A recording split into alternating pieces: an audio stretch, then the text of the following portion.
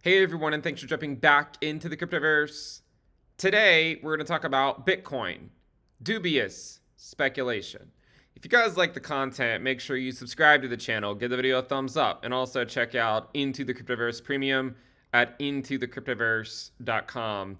Let's go ahead and jump in. So we talked a little bit ago about the bull market support band and how we were fading back into it, and we made comparisons to prior test of the bull market support band, right? We just did that not too long ago. Now, I don't normally make updated videos on this every day or two. Normally I wait at least a week, but given this pullback and given one of the things we said was that we're likely going to see it pull back below the 100-day moving average, I thought, why not go ahead and provide an update, all right?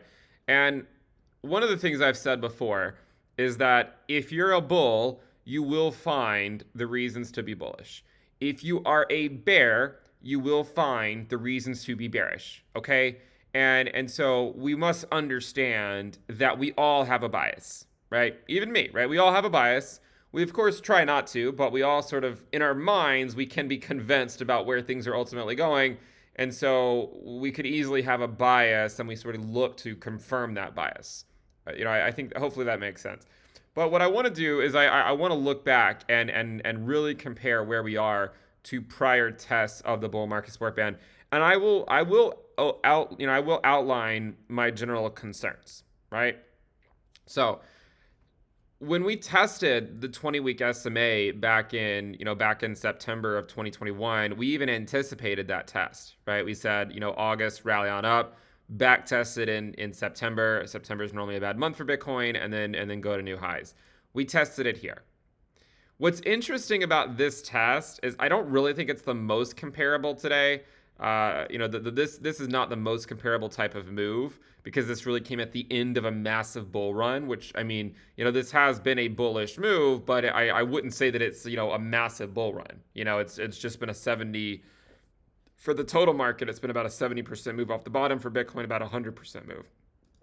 But if you do take sort of the bar pattern here and overlay it, it has felt kind of eerily similar to how this played out, right? Somewhat similar. Now it has diverged a little bit recently, but with that said, overlaying patterns, that stuff normally doesn't work out, right? Who are we kidding, right? It normally doesn't work out. It can work out for some time, right? And we talked about this pattern a while ago, and so far it has, but at some point you will likely see it diverge.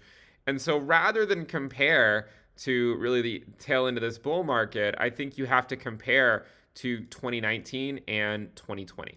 I think that's what you have to compare to, right?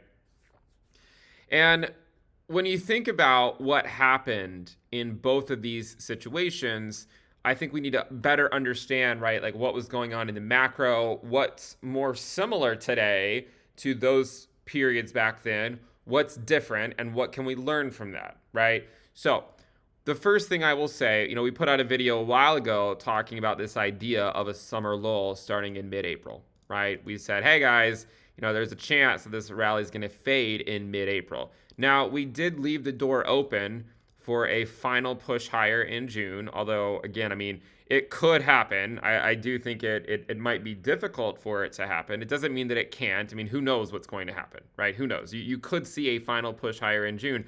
I can assure you that I was not anticipating Bitcoin going to 14K back in 2019. I think it took everyone off guard, including myself. And I definitely benefited from it. I was buying Bitcoin here at 6K. I thought that was the bottom back then. And then when it wasn't, I continued to buy throughout all of here. So I definitely benefited from it going to 14K. But the interesting thing about it is that, I don't really think many people were expecting it to happen, right? Now, just because you had a move higher in June of 2019 does not mean you will have a move higher in June of 2023. There's already some metrics that you can look at that would suggest we are already in the process of fading, right? And not to see that final push higher. There are some metrics, and we're going to talk about those. We're going to, we've gone over them before, right? 1,000 times. So, at this point, you already know what I'm going to say, but I do appreciate you sticking around to hear me say it for the 100th time. One of the things that we talked about is that in both cases, whether it was this test or this test, what happened? We went down to the 20-week, After going down to it, we popped back above the 100-day moving average. Okay, so if you look closely, you will see that in both cases, we sort of had a correction. We then popped back, we went below the 100-day. We then popped above it. And then in 2019, we got back below it, and then it continued to hold resistance, right? So let's zoom into that. It below it, back above, and then we just went instantly back below it. It then back tested it, and then basically the market threw in the towel and said, all right, it's over, right? It's over. Okay, that's what happened in 2019. In 2020, something similar happened, right? We went to the 20 week, we went below the 100-day, went back above it, and the second time we went below it, we actually were able to get back above it within just a few days. Okay, so it really showed that the bulls were ready to play ball. Okay, and we talked about this for weeks. I mean, we talked for 6 weeks back then about holding the line and seeing new highs if we can hold the line. I didn't expect it to go up as quickly as it did, but hey, we held the line, and it led to much higher prices. But you can see there's a very distinct difference here, right? In 2020, we were able to kind of stay above the 100-day. You did get a couple of closes below it after that initial low, but mostly it held above. In 2019, you had the close below. We got back above, but then it sort of just faded back down. That was it. Okay. So where are we today?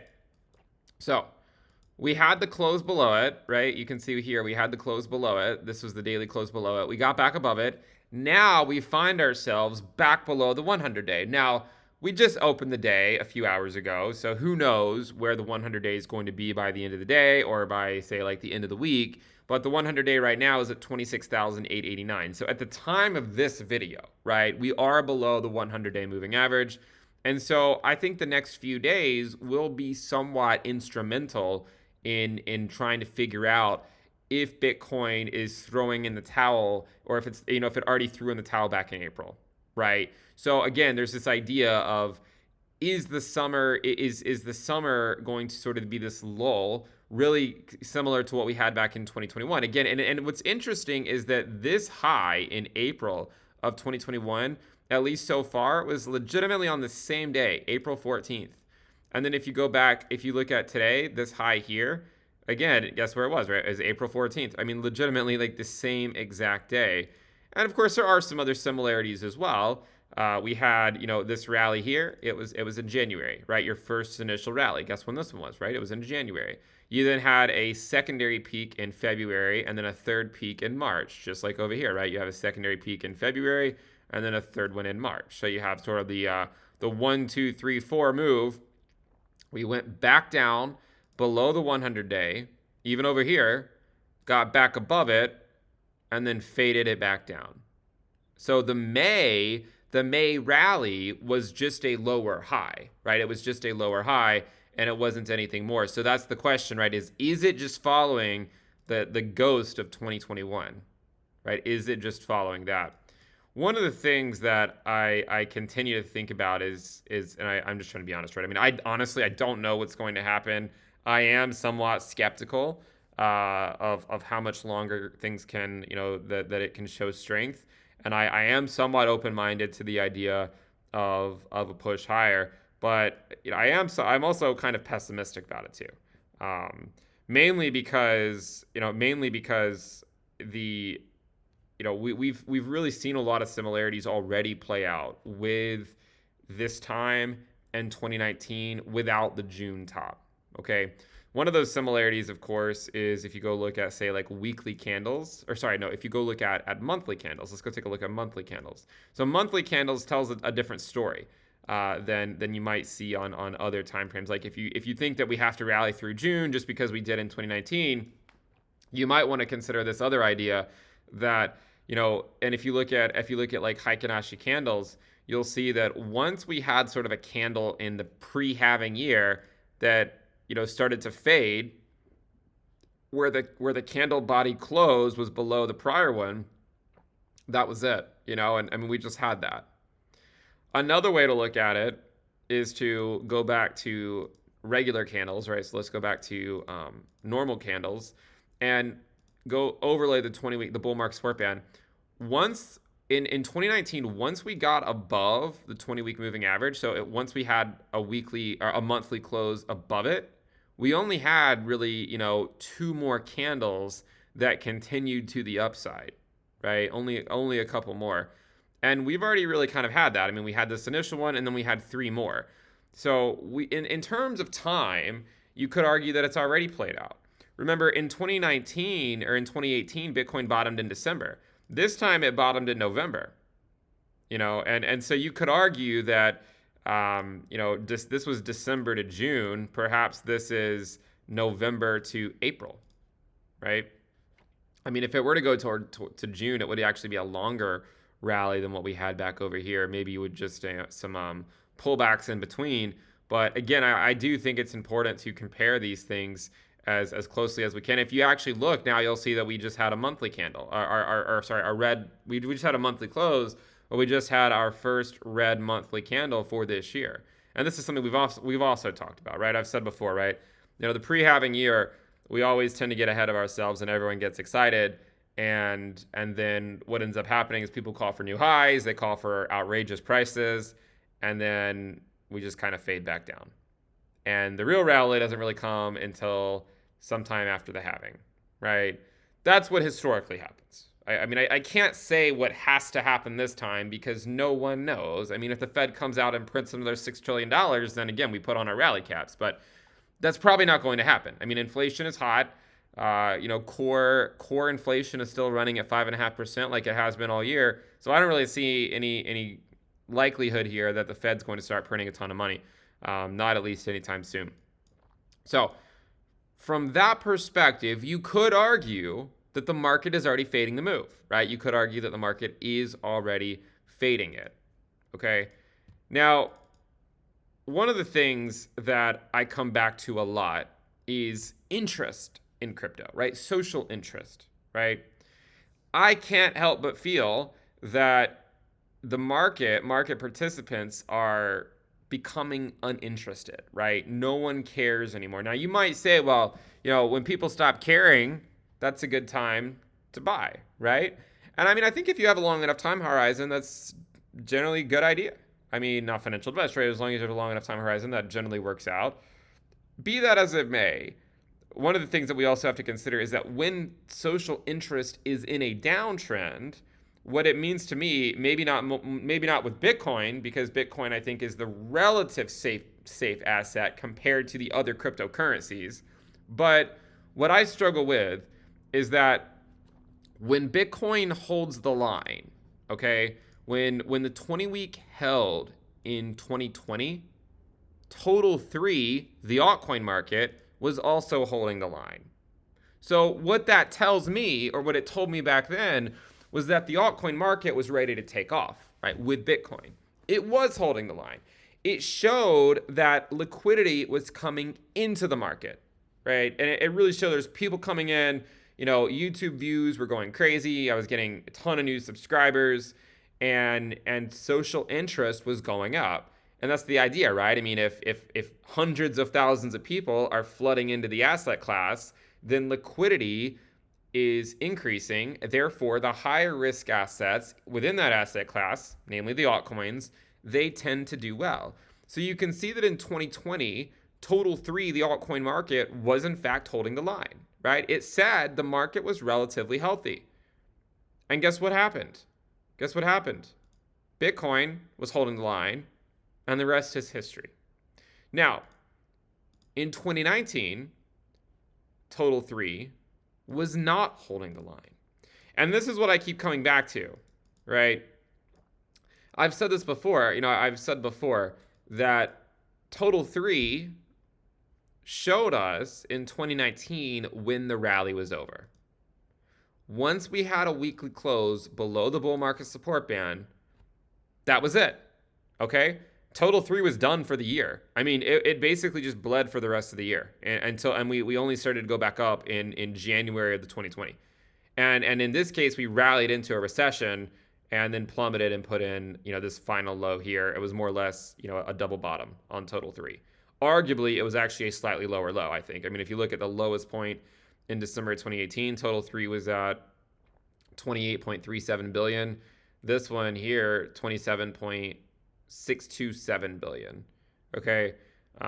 So maybe it was slightly higher, but I guess, am I reading that right? So this one here was 28.37. This was 27.62. So this was actually slightly lower. Going back to the idea that I've said before, right? Like Bitcoin doesn't even have to put in a new low for the altcoin market too.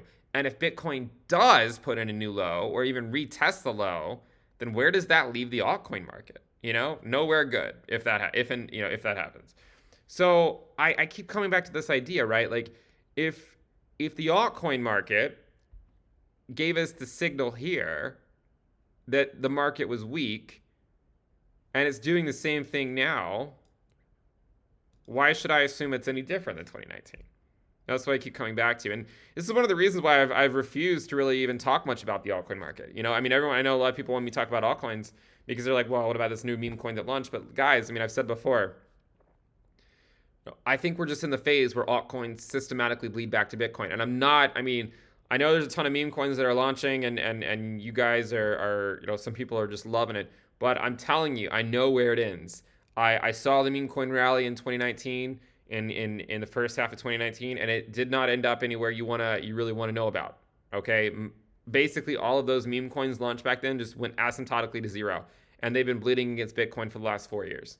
And most of them did not even participate in the 2021 rally. Okay? And you're just going to see the same thing play out, I think. I mean, and I warned about this, right? We talked about how people will launch a meme coin, one person will launch one, and because there's this, excess liquidity in the system, it can garnish some type of interest, and then everyone sees that, and then everyone floods to launch their own meme coins, and then some people will just launch a new one every single week because they see that the liquidity it's pulling in. And then eventually, all the market participants just say, enough is enough, right? We're not going to support this anymore. And then all the meme coins basically just go asymptotically to zero, okay? I'm not going to defend those meme coins. I mean, I feel somewhat pressured to by some people, but at the end of the day, they're basically just scams. I mean, I don't really know how else to say it. I mean, they are.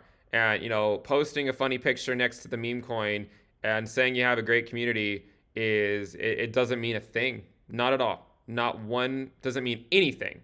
And the communities it's all the same community, just sort of flocking from one meme coin to another and getting the pitchforks out if you disagree with them. So I'm saying right now, in 2019, okay, and by the way, I would have more subscribers if I promoted that stuff, but I would rather lose subscribers. I'd rather tell the truth and lose subscribers than promote that stuff. Okay, and I mean, again, I've lost 1,100 subscribers in the last 28 days. Okay, this is fading into irrelevance, I guess, right? But this is what's going on, and people are leaving. It's not just my channel. I track the stats for all the other channels too, or most of them. It's not just mine. So I'm trying to bring this sobering reality because I lived through 2019. I got very excited when Bitcoin went to 14K. I got more excited about the altcoin market when I saw some of these altcoins rally a lot. I mean, we saw Ethereum rally from like $80 to 300. We saw Cardano go from 2 cents to 10 cents, right? We saw that stuff happen. And ADA went and put in a new low. I mean, it legitimately went back down and put in a new low after going up 5x. Ethereum didn't put in a new low, but no, I mean, it's more of a blue chip, right? I mean, Bitcoin didn't either. Look at this, though. Look closely at what happened to Total 3 in 2019. Look at July. It fell below the 20-week in July. The week of July 8th. And it struggled to get back above it. I mean, it had one weekly close back above it right here, but then it just kind of faded back down. So Total 3 alerted us that the market was threw in the towel. It was over. The liquidity was just being drained out systematically. But what's interesting is despite the fact that the altcoin market faded in July and put in a weekly close below the 20-week in July, Bitcoin did not until September. Okay? Now here's another similarity, right? Now you look closely at this. Bitcoin's high was in June. Okay? The week of June 24th. Total 3 fell below the 20 week July 8th. So a few weeks later, right? Maybe 3 weeks later or so. 2 to 3 weeks later. It kind of hugged the 20 week for a little bit, right? We had a weekly close back above it, but then once we had the next weekly close below it, so maybe about 4 or 5 weeks after the high by Bitcoin, which also I think corresponded more or less to the high by total 3. This was what, 4 or 5 weeks or so. Look at now. Bitcoin's local high was the week of April 10th. We know when it was April 14th, the same thing as 2021. It was the week of April 10th. And if you look at total 3, when did total 3 fall below its 20 week? About the same amount of time went by. It really got below the 21 week EMA only, 2 to 3 weeks after, just like it did in 2019. I mean, legitimately, it's almost the exact same thing. I mean, you're talking about just 2 to 3 weeks later, we were sort of testing that bull market support band on total 3, just like we did 2 to 3 weeks later after Bitcoin USD's local top in April.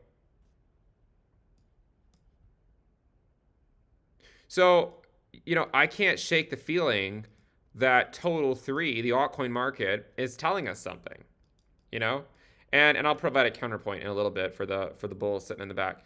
But listen, in the summer of 2019, we saw the altcoin market fade first. Okay, Bitcoin held the line until September, 2 months after total 3 was below the 20 week. 2 months, which is kind of crazy to think about. I mean, legitimately, total 3, the altcoin market was below the 20 week when Bitcoin was like way over here. Bitcoin still sort of just slowly faded. Total 3, though, was fading very quickly.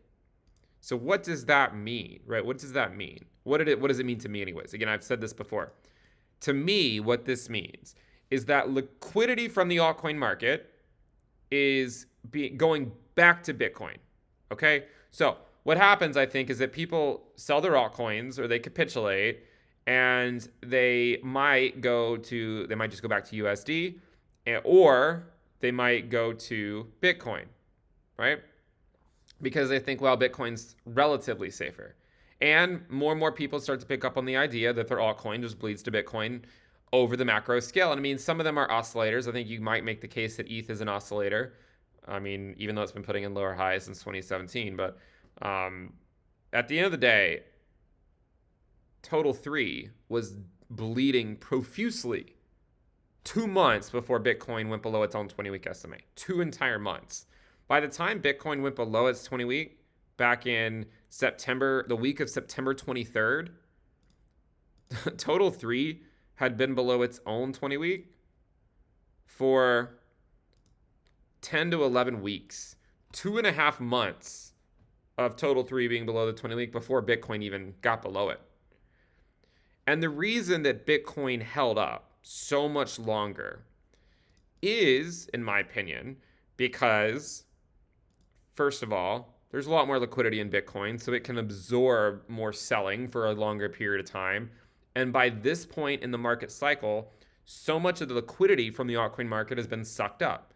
And there's very thin books. And so it doesn't take a whole lot for the altcoin market to move down. You've watched some of these altcoins go up like 10, 20% in a couple days, and then a few days later, they're just right back down to where they started. There's very little liquidity, so it doesn't take a lot of volume to move the price. So you can see that. Play out. So I just keep coming back to this idea of, is total 3 warning us in the same way that it did in 2019? Is Bitcoin fading just like it did over here? Right? Is that going on? And I mean, I lean towards yes. I lean towards that is the most likely scenario. Now, I am open-minded to the idea of some renewed strength by Bitcoin. It doesn't even have to be a higher high, right? It could just be it goes back up sufficiently enough to break the dominance above the 49% level, because that's sort of like a conflicting view that I have. Like I think there's plenty of evidence to suggest that you know, Bitcoin could have already hit its yearly high, right? I think there is some evidence to suggest it.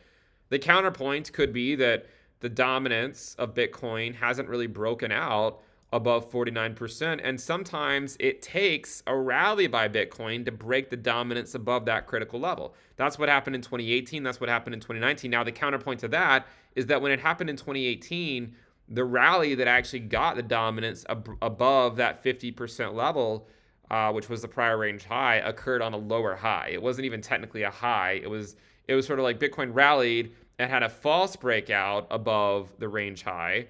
I'm sitting here talking about it. I mean, I really should just show you. Don't trust, verify. I just showed it a few days ago, but I mean, if you've watched this far into the video, I guess you probably just want me to be as concise as I can. If you look at this rally here in July of 2018. Okay, sorry, so in July, July 2018. So one of the things you'll note here is that during this rally, right? So during this rally here, and the range high for the dominance. So we're gonna draw a line here across this level. You'll see here that this initial break above the range high, that corresponded to the high for the rally for Bitcoin USD. And when it actually broke above it in a more sustained way, it was just a lower high for Bitcoin USD. If you look really closely, right? If you really get into the details, you can see that it was just a lower high. So there could be some renewed strength at Bitcoin at some point that gets the dominance to 49%, but it could still just be a lower high. So I'm still of the opinion that we need to see 49% break. Once 49% breaks, then I would be, and more specifically around 49.23%, that was the prior range high in 2021, then I would be, you know, even more of the opinion that the local high is in. But I think there's certainly a lot of evidence that suggests that the local high could be in, and that we're just sort of fading, you know, that things are just slowly fading right now. So Total 3 gives us some insight, I think, into what's going on. If the market were so bullish, why can't Total 3 hold the line? You know, why can't it do anything? Look at it. Just chilling below the 20-week SMA for the last month, despite the fact that Bitcoin's been above it. So if there's so much liquidity coming into the market, which is what crypto Twitter is going to tell you, why does the altcoin market suck so much? You know, why? And if there is a lot of liquidity, you know, why are we seeing the social statistics go down so much? I mean, it's somewhat abysmal. I mean, look at you know, we track the social risk, and it's just been going down.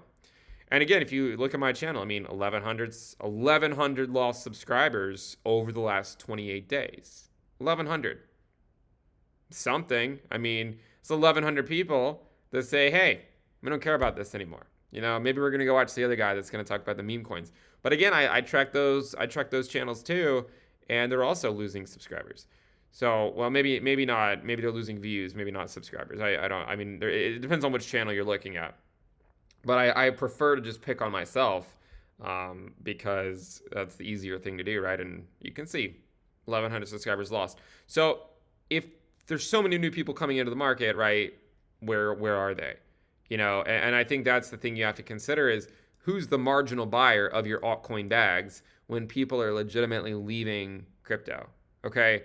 I mean, the whole idea about altcoins is, right, like people want to buy them so they can go up a lot and then they can sell them. But where are the people? You know, where are they coming from? I mean, you know, in 2020, when Total 3 held the line back over here, we saw a huge move up in social sentiment. I mean, social interest was just going through the roof. Let's go take a look. So if you look at the social risk, back in 2020, it was in an uptrend, right? I mean, and this was a pullback, but it was just a higher low. Social risk was in an uptrend. What's social risk doing now? It's been a downtrend, really, since May of 2021. It's just been a downtrend. You could argue that we're starting to get into capitulation mode with the social risk. And by the way, it was in 2018 that once the social risk went to the 0 to 0.1 risk band, there weren't really a lot of great things happening at the time. Okay, so I think you have to ask yourself, if the altcoin market is so bullish, like what most people are going to tell you, where is everyone? Why is everyone tuning out? So I think there's a case to be made that Total 3 is flashing the warning sign and saying, this rally that people want to 40K or whatever might not happen, And how do you get people to, how do you wreck both sides? How do you wreck both sides in 2023? We've said many times, you spend half the year wrecking the bulls, half the year wrecking the bears. How do you wreck both sides? Well, everyone's super bearish, calling for a recession, or they say we're in a recession, market rallies. We even talked about this. We've made comparisons to the dot-com crash many times, and we said, look, guys, even the dot-com crash, after it was down 77%, rallied 60%, and then put in a new low. We just had a 70% rally by Total 3. So I think, you really have to consider the social interest in crypto, right? I mean, it doesn't mean that prices can't squeeze higher in the short term. I mean, it's June now. Perhaps you will see some type of a move, but even in that case, I mean, it was very short-lived in 2019, right? It was a very quick rally, and then we came back down. And by the way, Total 3 went down very quickly after Bitcoin had that rally. I mean, again, look at what happened in 2019. The Total 3 pushed a little bit higher in June, and then it just collapsed for the rest of the year. So I think Total 3 is sending a warning signal already, and people are ignoring it. And how do you wreck the bulls, right? I mean, you get everyone excited about what's going on, about people in Hong Kong being able to come in and trade crypto and whatnot. But it's these these constant price predictions of, hey, it's always going to go higher, it's going to go higher, it's going to go higher, and then at some point we just sort of fade the rally in the pre-halving year, and we don't go higher, right? We don't go to new highs. We don't go to these outlandish price predictions that people want to tell you, and we just ultimately fade it back down. And what happens during the secondary fade, right? You get your bear market, your primary bear market year. You get this pre-halving rally. You fade it back down, and during this period, the altcoin market keeps getting wrecked against Bitcoin, okay, and against the US dollar, but especially against Bitcoin. And that's the issue, is that if you're taking on the risk of crypto, you better be sure that the altcoin that you're interested in is not just a bleeder, And I mean, if it's bleeding against Bitcoin, then what are you doing? What are you doing? So this is what happens, right? I mean, even the prior year. I mean, this bear market, right? You got a bear market year. We had an 180% rally. It doesn't look like anything, does it? This was like an 80% rally right here that looks like it was just sideways. It wasn't even. It was only a little bit less than what we just had. And then what happened, right? We just sort of faded it back down. Down, right? Up. Fade. Does it fade from April or from June? I don't know. I think I'm leaning towards it's already fading back down. Here, the altcoin market gets absolutely wrecked. That's the idea. That's why it's called the altcoin reckoning, And the other thing I think to consider, and we will talk about some of the other things, but you have to think, well, is this more similar to 2019 in 2020 based on macro conditions? Macro conditions are probably something we should think about. I know a lot of people don't really think the macro matters, but listen, if you were to say, all right, all things considered, everything equal, what would you prefer? An environment where the Fed prints $6 trillion, or an environment where the Fed is reducing the money supply? The Fed's not printing $6 trillion right now. They were over here, and markets exploded to the upside. In 2019, guess what we also had? An inverted yield curve. Look at the yield curve. Like you can just look at Treasury yield spreads, the 3 month and the 10 year, or you could go look at the 2 year and the 10 year. You could look at any number of these indicators, and it would show you that that basically what ultimately happened was we had a very slight inversion in 2019. It wasn't significant, but it was still an inversion, right? I mean, at the end of the day, that's what it was, right? It was an inversion, just like we have now. And look at overlaying the price of Bitcoin, 2019, right?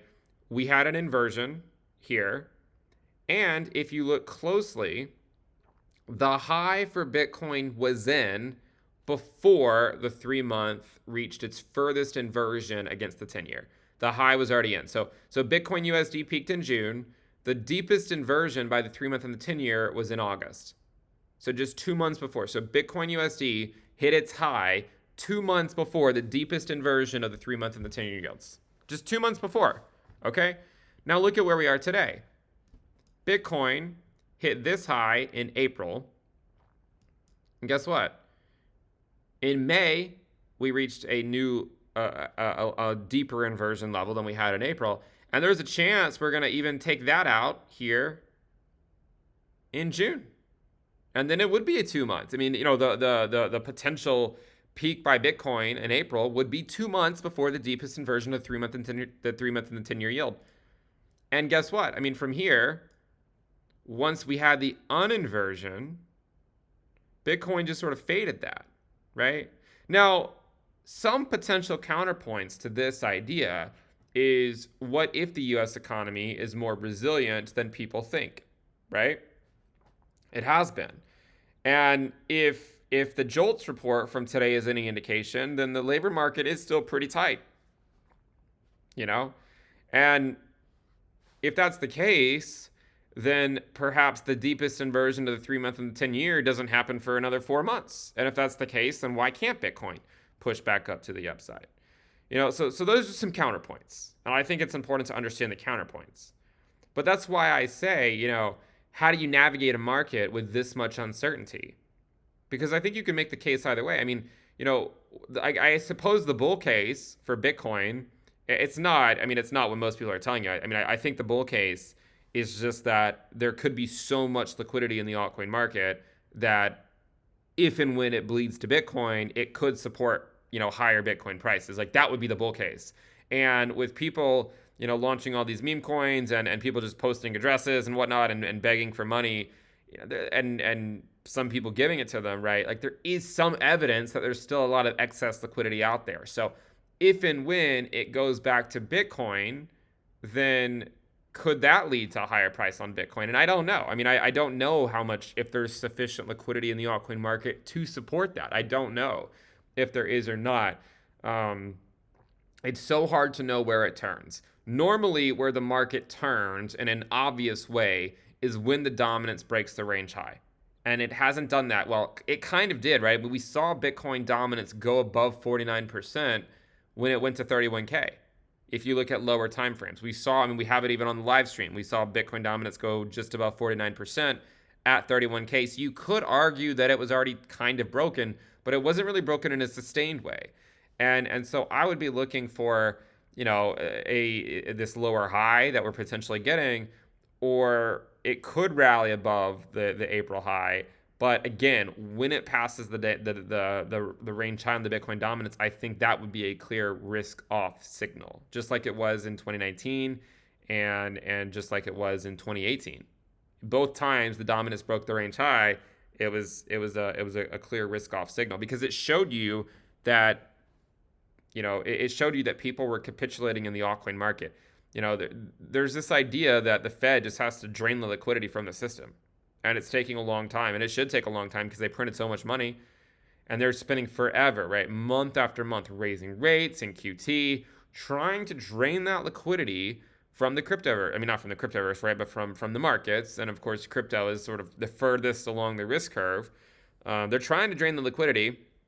But there's just been so much excess liquidity that it's hard to know exactly where the market turns. But I'm telling you, like, at some point, I think that there's going to be an insufficient amount of liquidity in the altcoin market to support higher Bitcoin valuations, and it's going to likely lead to Bitcoin going back down, regardless of whether it pushes higher in June or not. Okay, so whether the high is in April, which I think there's a good case to be made that it is, or if we do push higher in June, I still think you fade it in the second half of the year no matter what.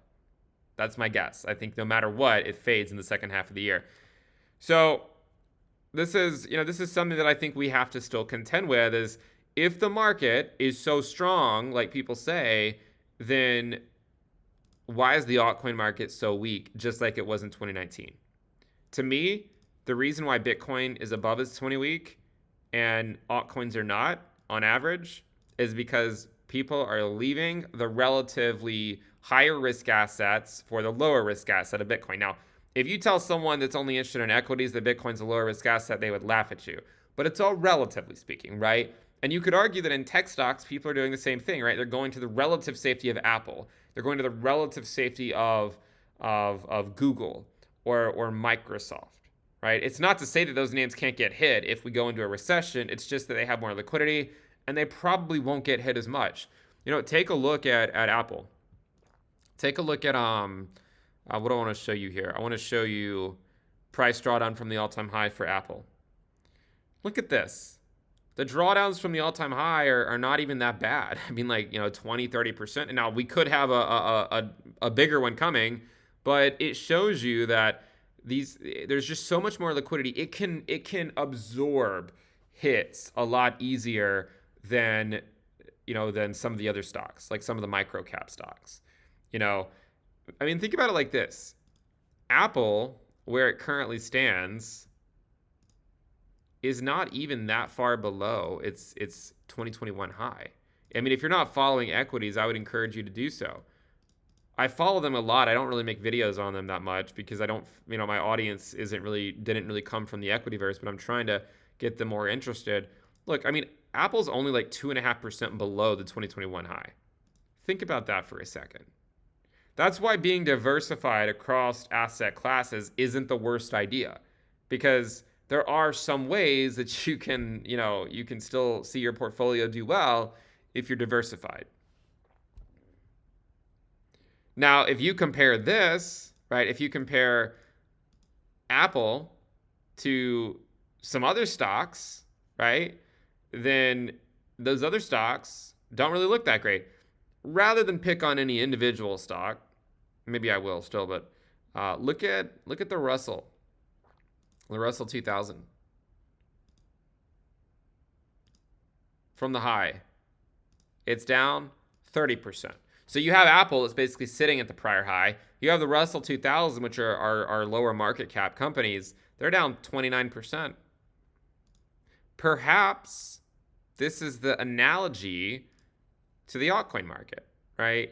You have smaller market cap companies in the Russell 2000 sitting below their bull market support band, while the NASDAQ is above it. Now, is this a flight to relative safety or is it AI? It's probably a combination of both, right? But you have these mega cap tech stocks well above the bull market support band. You have the Russell 2000, can't do a thing. You have the Dow Jones, by the way, which is putting in weekly closes below the bull market support band, so it hasn't believed this recent rally. And you have the S&P, which is somewhere in between, right? It's not pulling a NASDAQ, but it's also above the 20-week. But it's not the Russell, which is below the 20-week. The Russell looks more like total 3, right? The Russell looks more like total 3, where the S&P, sort of just above the 20-week, looks like Bitcoin. But Bitcoin looks more bearish at this time than the S&P, because while Bitcoin's going back to the 20-week, the S&P has been continuing to rally above the 20-week and pushing higher. So it's all about where on the risk curve are you. You have the S&P rallying above it. You have Bitcoin going down to it. And then you have total 3 that just looks pathetic, right? It just looks absolutely pathetic. Look at total 3 divided by Bitcoin market cap. Okay, look at this chart. It's an interesting chart. Look, the arrows on there from last time. Or maybe you know what my thoughts are.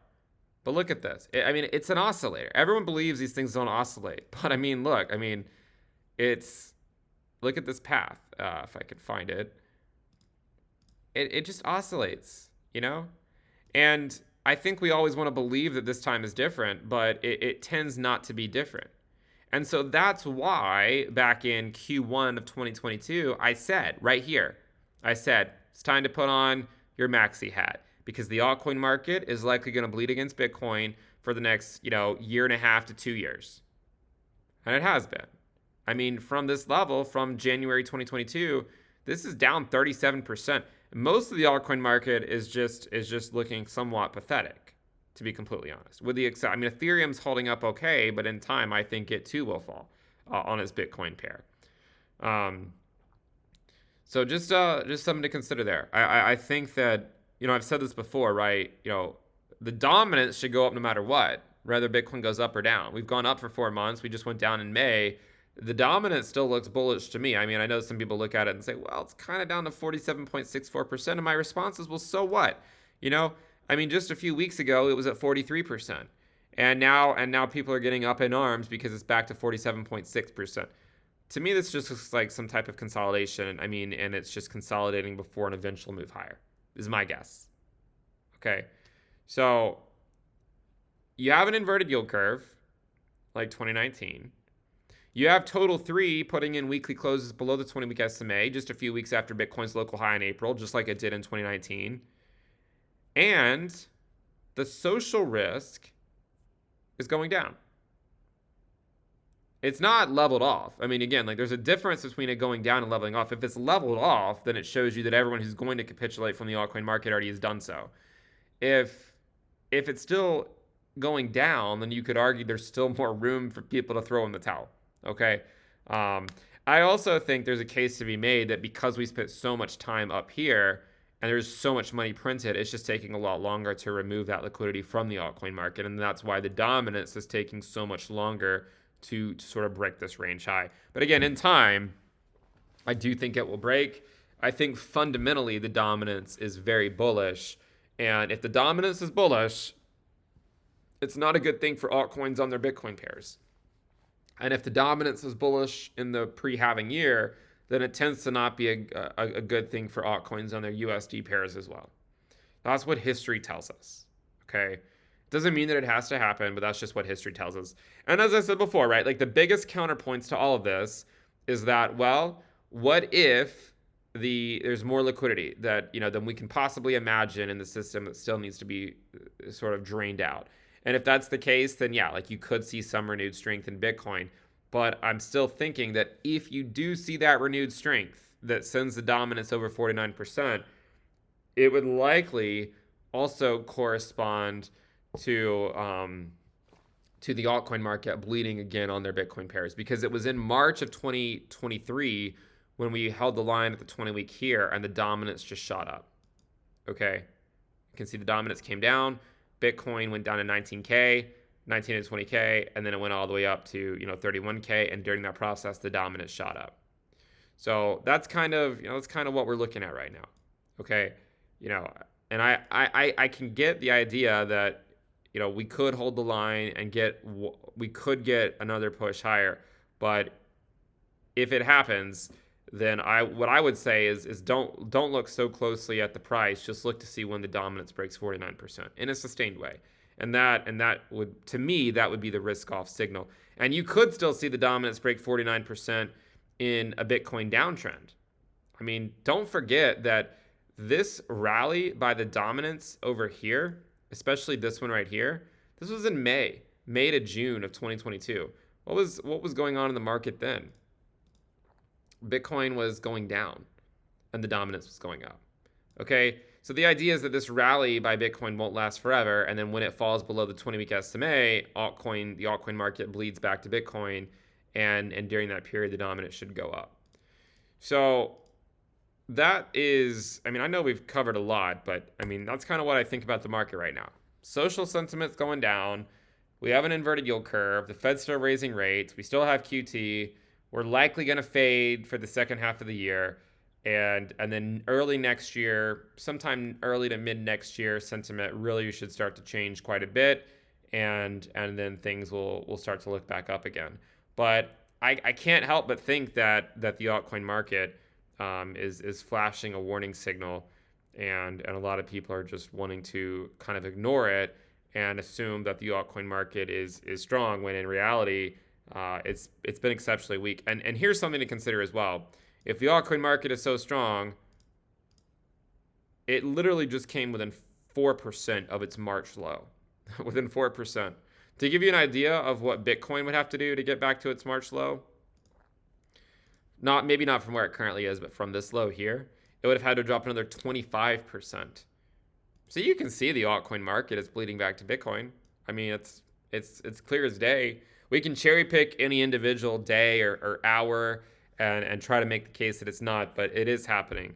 It's just a very slow process. And honestly, it's taking a lot longer than I thought it was going to. But it doesn't change the idea that it is an inevitable outcome. It's just a matter of time. Well, I guess nothing's inevitable. Like, no, there's no such thing as a sure thing in investing. But I do think there's at times we need to, we have to take on, we have to say what we believe, why we believe it. And that's why I told you guys like 14 months ago, 15 months ago, the altcoin market is likely just going to bleed back to Bitcoin for quite a long period of time. And that's why it's worthwhile to put on your maxi hat during that time until you see the altcoin market get wrecked on their Bitcoin pairs. You see the dominance well above the range high, and only then does it start to make sense, in my opinion, to seriously consider the altcoin market. But anyways, why don't we wrap it up there? If you guys like the content, make sure you subscribe to the channel. If you like these videos, I do 3 premium videos each week.